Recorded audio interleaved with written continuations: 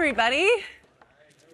Okay, I'm going to talk to you guys today about regenerative development. And, you know, at first glance, you might be thinking that regenerative and development, that those words actually don't even belong in the same sentence. And I'd probably say to you that you're actually right.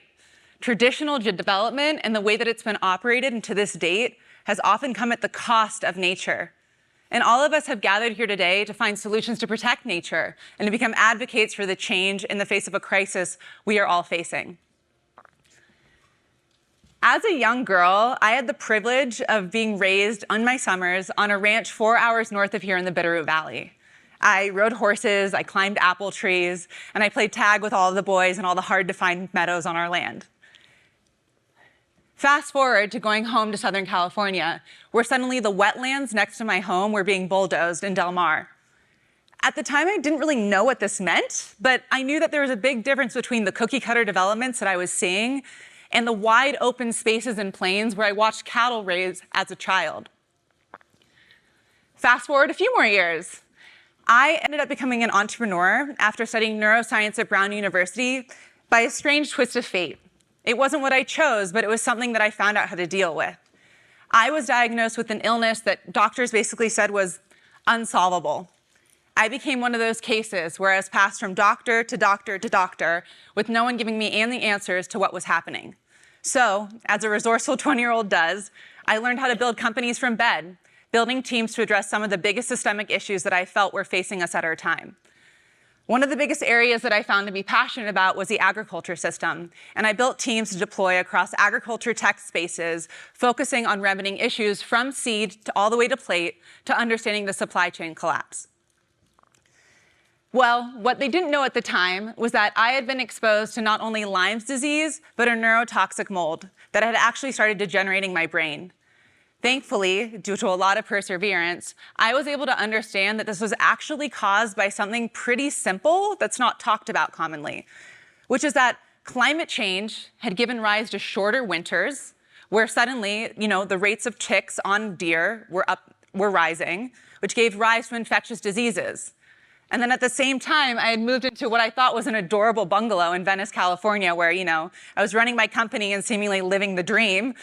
But in reality, I was poisoning myself because that bungalow had been built with building materials that weren't ready for the climate shifts that we're facing today.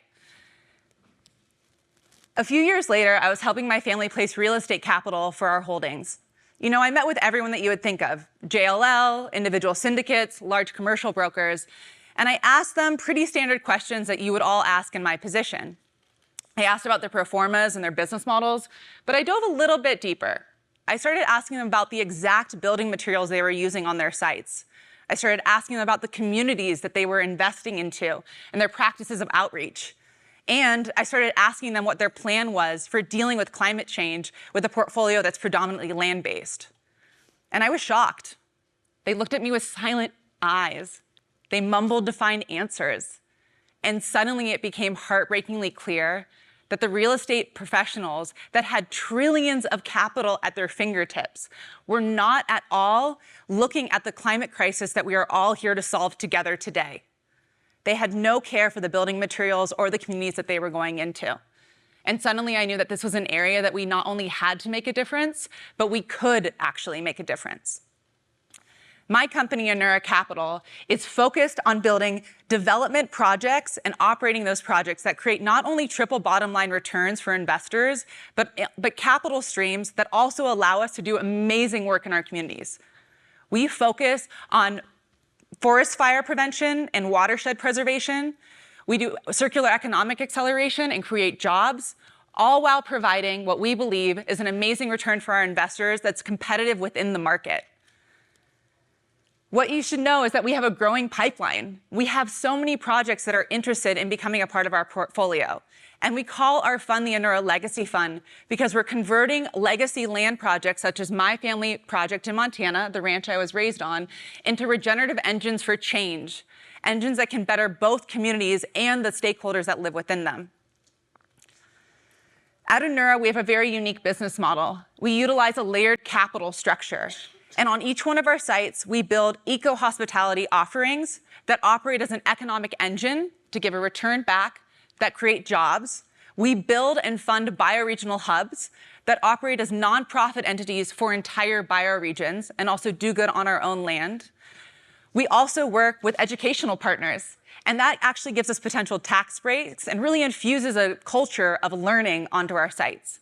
And finally, we put the bulk of the land we acquire into conservation, which lets us protect the land that we love so dearly and do active conservation practices and trainings for the local community on how to take care of the land they are stewarding. But you might want to know how we actually do this. So what we do on each one of our sites is we actually build and fund bioregional hubs. And who here actually knows what a bioregional hub is? Can you raise your hands for me? Okay, great, there's some hands. I'm happy to hear that always. So bioregional hubs were actually designed and launched in the 1970s. And bioregional hubs were built as research and resource centers for entire bioregions. So instead of looking at states and counties to demarcate areas that we can deploy resources, we're looking at actual similar ecology to deploy resources and to solve problems.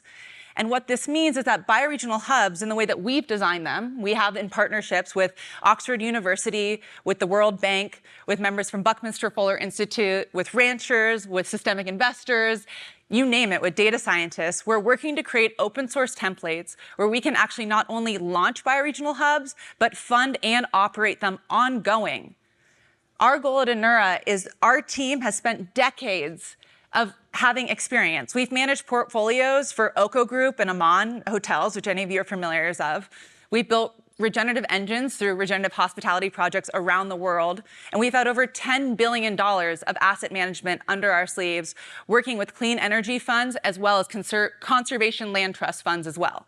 We bring all of that together to build an engine that gives a return to our investors while funding all of this incredible work that you see above.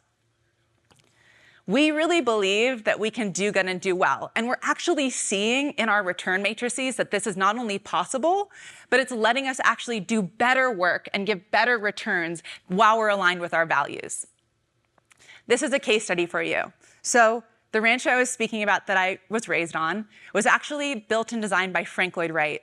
He designed an entire community on this piece of land that was actually never realized around those same apple trees that I climbed as a child.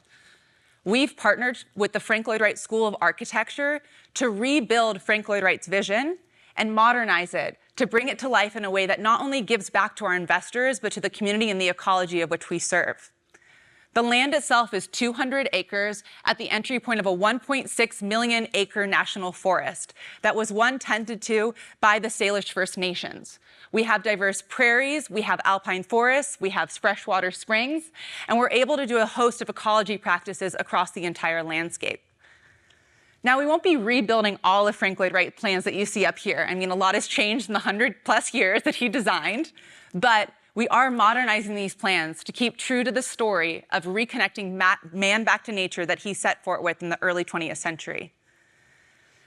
On our sites, we will be donating land and building physical structures to the bioregional hubs. Not only do we donate this land and actually build the physical granges where we can house our education and our processing, but we actually are able to fund ongoing operations on those sites through our hospitality engine.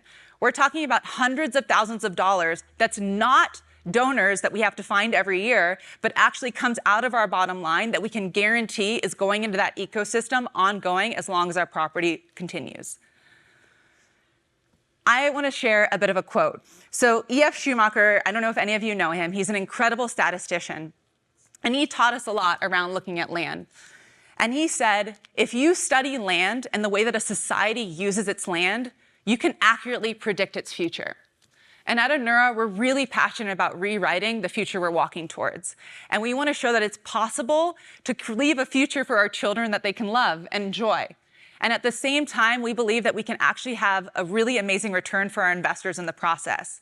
And it's regenerative engines such as ours that are going to be able to show it's possible to bridge capital and regenerative projects ongoing in a really meaningful way.